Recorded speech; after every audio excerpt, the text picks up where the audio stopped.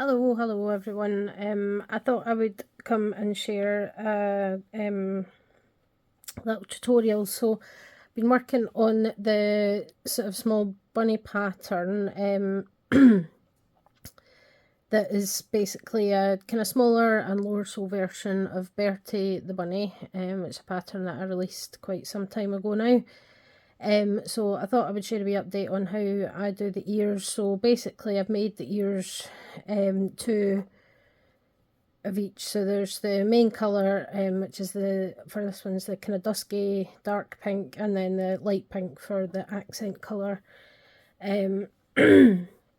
So sorry, my voice is maybe still a bit iffy after the cold that I've had. So what I'm going to do is basically create a border on this ear and crochet these two pieces together. So you want to kind of line them up, tuck the ends in at the top, and line them up together. So the stitch count for this can be a wee bit variable, just depending on where you fit your hook in, but you want to put your hook through both pieces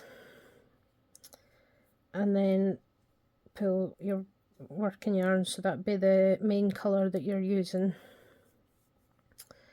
And then I'll just do one chain just to fix that in place. And then you're just going to be doing single crochets all round. So you're going along the sides of the rows here, so you just really want to get your hook into the kind of gap between the stitches, and just work your way along into each little space. So you'll roughly end up with kind of 2 stitches per row on the pieces that you've made, and then I say it gives it a nice little border. Hang on, yarn's not playing. So you get this kind of sort of zigzaggy border kind of developing as you go, which is something I quite like the way that looks for stuff like animal ears. So let's say you're just working in between the kind of spaces as you go, and then I say when you get to the top, I just kind of tuck the ends in, and then that way they stay hidden inside the ear, so you don't have to worry about trying to weave them in later. Although if you want to weave them in before you do this, then you absolutely can do. I just find that doing it this way saves us a step. And I say you just want to kind of find the gaps where you can get your hook in.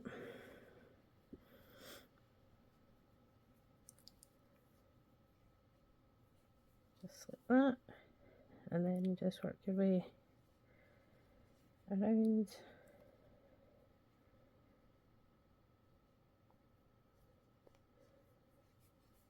There we go.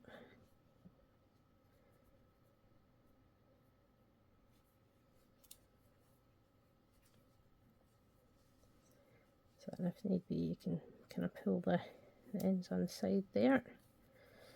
So you can see the effect that's given there, and the thing I like about the way these ears work is that they do naturally want to kind of curl up a wee bit, so it gives you quite a good kind of shape for the bunny ears.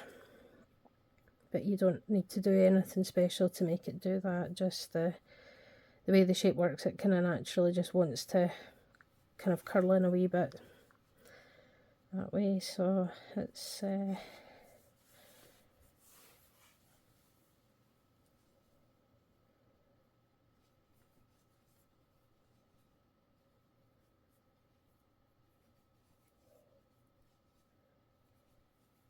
we go, nearly there.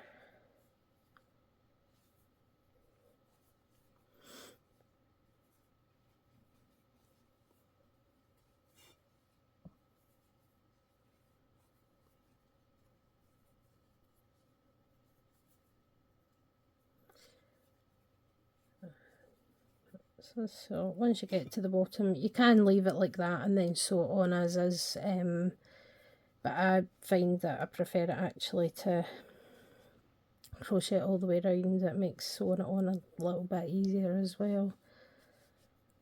So just tuck all the ends into the bottom there, and then on this bit you're working really into the kind of foundation chains, so it's a wee bit easier to see what you're doing.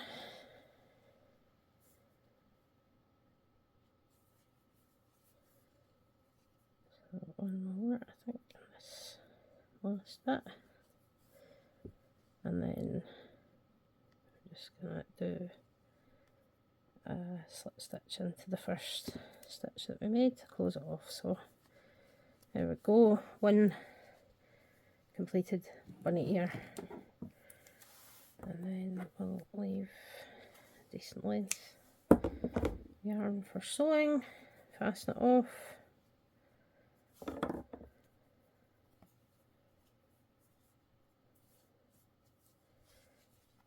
and then you can, so you can give it a wee bit more of a shape if you want to.